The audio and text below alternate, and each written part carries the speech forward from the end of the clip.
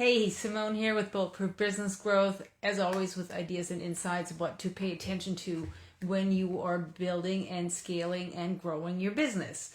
And this week I'm going to talk about the same thing twice, but it's not really the same thing because I want to talk about building a culture that people actually want to be a part of. And I'm harping on this thing because it is so massively important. And I see time and time again when our clients come in and they have neglected this part, it builds serious barriers to having a team that can show up for you and that can actually drive results for you. And they're certainly not going to produce more profits if this is not being taken care of. So this is really building a culture that people actually want to be a part of, and a culture of care, of high performance and accountability, which means you're building something that's autonomous, which also means it's a lot more hands-off for you, which is what all of you want. So interestingly enough, I started thinking about this because I've seen a lot about there's so many companies who are requiring people to go back to work, and there's all this outrage about it, right? So this could be building a remote first high performance culture. And don't leave if you're not remote. This is for you even if you're fully in person, because all these pieces that I just mentioned are highly interlinked. So because here's what happens when you build a team for remote performance, you have the right systems in place that allow you that hands-off culture and environment, which is what you, of course, need. What do we all want in a culture, in a work environment with our team? We want accountability. We want resourcefulness. We want strategic thinking in them. We want them to show up the extra mile. We want them to act like entrepreneurs and business partners versus employees. And of course, we really want them to take care of our customers, our clients, and make sure that they are fully aligned with us and also interested in increasing and maintaining the health of the business. So before I go much further, because I know some of you won't be able to listen to this whole thing, I'm going to teach a workshop on this, a brand new workshop next week. Starts on Monday. It's every day from 5 to 6 Eastern. It's an hour a day to keep the chaos away. Make sure you jump in. It's totally free and it's going to go into all this in detail. So make sure you join us for the workshop next week, and I'll put a link below that you can register and join us. So, because this is the thing, right? All of us have been discovering that hiring has gotten harder and harder, right?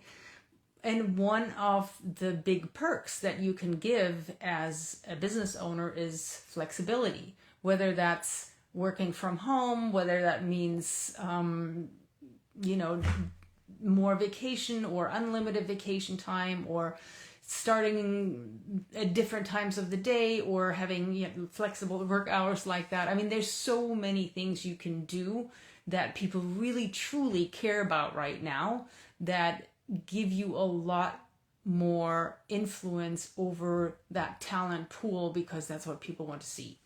So think about this. When you're able to give more flexibility because you have really good systems and structures in place that ensure accountability and performance, then this makes your company a lot more desirable. And face it, it makes your life a whole lot better, because that means you're not constantly hands-on. You're not constantly having to drive this, because others are very clear about what the route is, what the map is, what the plan is, and they're going to show up with you and for you to make this happen.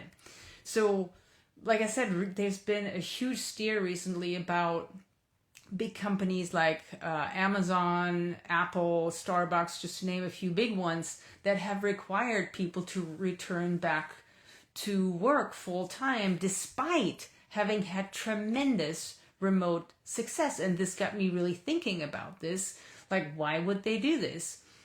Because I really truly think that many don't have systems in place to cultivate that autonomous behavior, that hands-off excellence outside traditional constructs. And there's been a huge backlash on this thing, and people are leaving left and right, or they're already planning not to renew and not to stay because they love the flexibility that they have now. It's really tough to give flexibility and then take it away. But, when you think about why is there such a backlash in remote for remote work, it's not, the flaw here is not in flexibility, it's in poor leadership. So, because when you think about what really enables remoteness or hands-offness or whatever you want to call it to work, the glue here is the culture. Because you might have heard me say this before, because culture is such a vague idea. What is this really?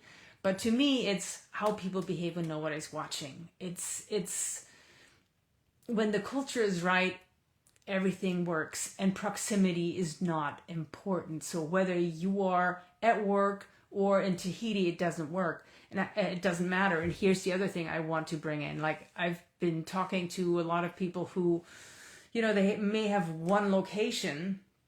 They want to create more locations. That means they're not going to be in proximity with most of their teams a lot of the time. Well, if you don't have this stuff in place, it's not going to work. So remoteness, not having proximity, it all comes out to the same thing. You need to make sure that you have the right systems and structures in place so everybody has what they need so they can perform at a high level. Because what I see too often, when especially our clients who are super busy, which are most of our clients who are running 24/7, who are most of our clients when they first come in, who are far too much hands-on, who work far too much in their business versus on their business, the culture completely gets neglected, and so does the clarity that people need. So there's no clear communication around goals and expectations. There is support isn't there.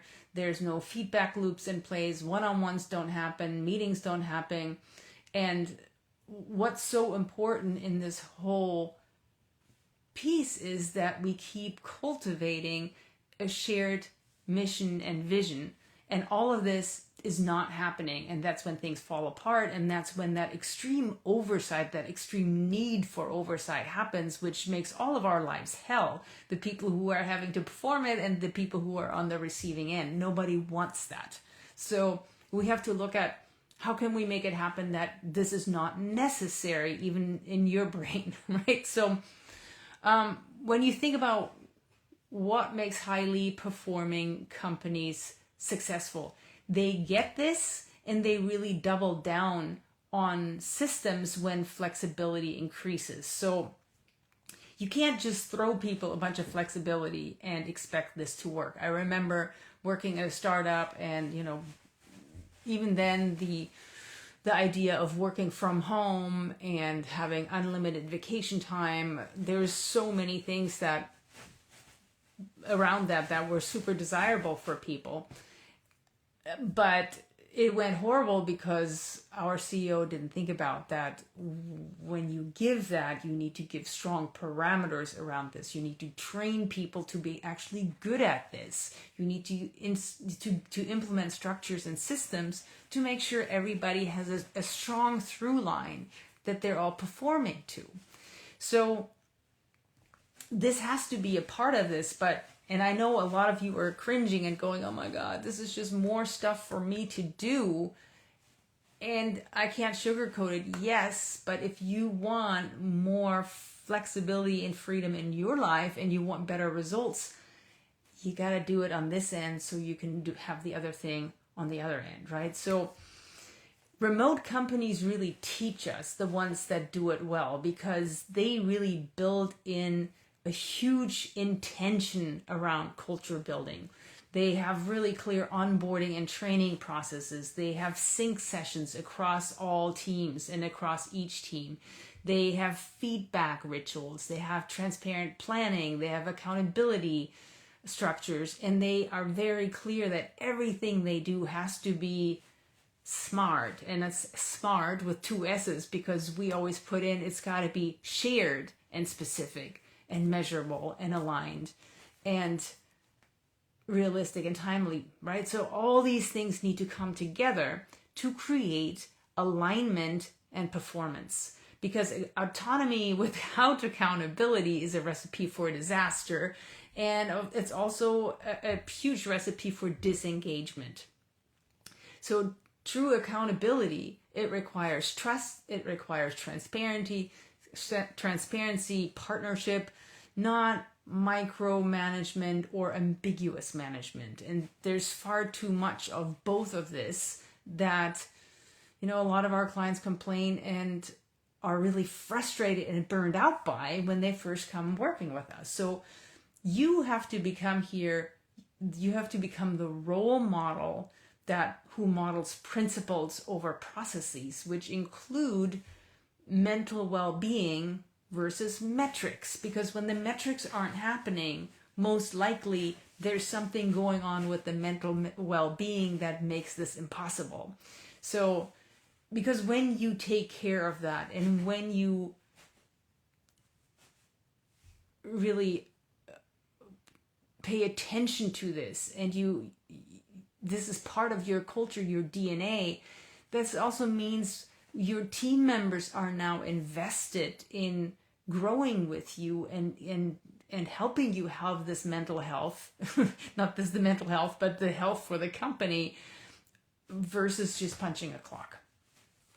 So what does it take to get there? Well, if you've been listening to me, you've heard me talk about the 3 C's. Yes, again, the context, the clarity, and the certainty. But I'm going to add a 4th C here, which is consistency.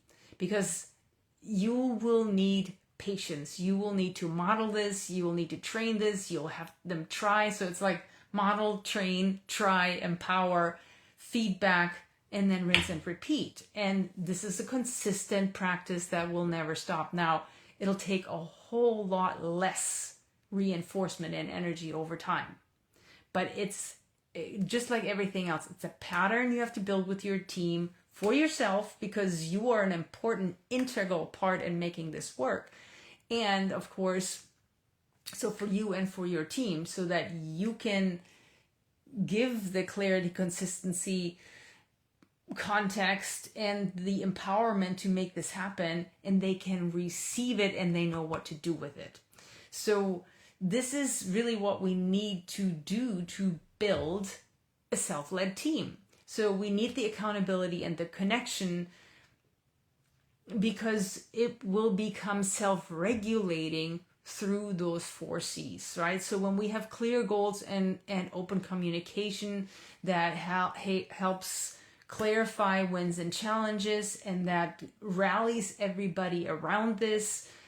We need to make sure that you can foster understanding and alignment across departments, so everybody is an aligned team that kind of pulls everything together. Because what that creates is innovation, creativity, and strategy in psychological safety. And what I mean with that is truly trust, because you want people to trust and feel psychologically safe, because they will perform, they will go out on a limb for you, they will try things, they will risk things, they will push for you, versus this constant performance monitoring. Anybody who's been following me for a while may have heard me talk about how I'm so not a fan of having these yearly reviews or bi-yearly reviews, because it's such a waste of time when you give somebody feedback twice a year and they are completely caught off guard because they haven't heard this from you before, because you haven't bothered or you haven't taken the time to consistently keep them updated about how it's going, what they need, how they can get better, how they can grow. Because when people feel supported like that, when you have a supportive performance culture, they will also show up for you at an entirely different level. So forget about those type of reviews. Do it the way we say. Because look, great leaders prove that flexibility and excellence are not competing priorities, but they are mutually reinforcing. Because they will double down on systems to cultivate having that inspired vision, having that meaningful mission in place, having the aligned autonomy, and carrying accountability as a huge piece of the culture.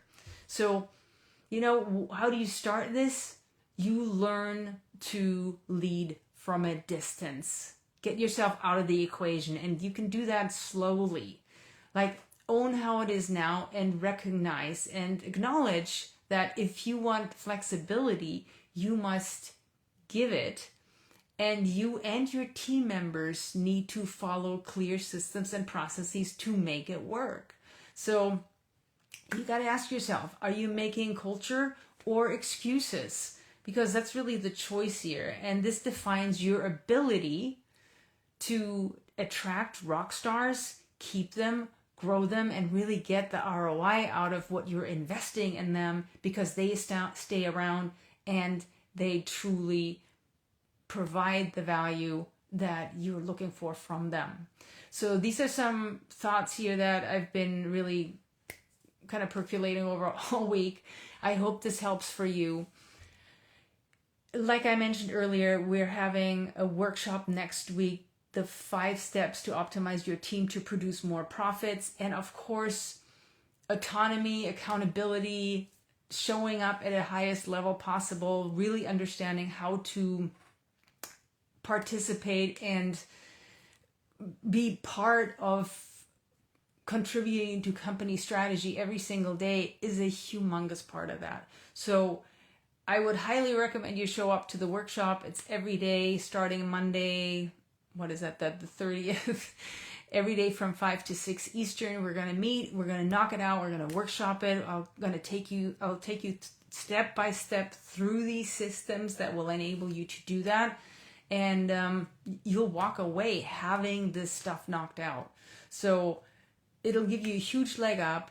It'll also teach you to take time for working on your business and focusing on the pieces that you need to put in place if you truly want to kick into hyper growth. Okay, so I will see you next week. I'll put the link for the workshop below, and have a fantastic week.